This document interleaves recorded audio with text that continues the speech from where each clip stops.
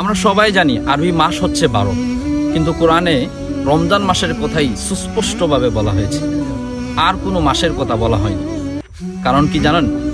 কারণ এই মাসে কোরআন অবতীর্ণ হয়েছে, এর মাধ্যমে রমজান মাসের শ্রেষ্ঠত্ব ফুটে ওঠে। রমজান মাস আল্লাহ তাআলার পক্ষ থেকে মুসলিম জাহানের জন্য শ্রেষ্ঠ উপহার।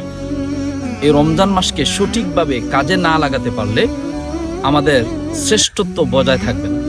আমরা অনেকে রমজান মাসকে 4টি কাজে সীমাবদ্ধ করে ফেলি: তারাবি, সেহরি, ইফতার এবং রোজা। অনেক কপাল পোড়া তো এই রোজাও রাখে না। অথচ রমজান মাসে আমাদেরকে আরো অনেকগুলো কাজ করতে হবে। তার মধ্যে অন্যতম একটি কাজ হলো রমজানে চাঁদ দেখে রোজা শুরু করা। আল্লাহ রাসূল সাল্লাল্লাহু আলাইহি সাল্লাম বলেছেন, চাঁদ দেখে রোজা রাখো এবং চাঁদ দেখে ঈদ উদযাপন করো। যদি আপনি চাঁদ দেখতে যান, কোনো কারণে দেখতে পান, তাহলে তো সওয়াব পাবেনই।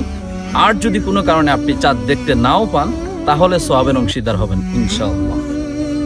এবং আপনি চাঁদ দেখার পর একটি দোয়া পড়তে পারেন: আল্লাহুম্মা আহিল্লাহু আলাইনা বিল আমনি ওয়াল ঈমান আও বিল ইয়ুমনি ওয়াল ঈমান ওয়াস সালামাতি ওয়াল ইসলাম রব্বি ওয়া রাব্বুকাল্লাহ।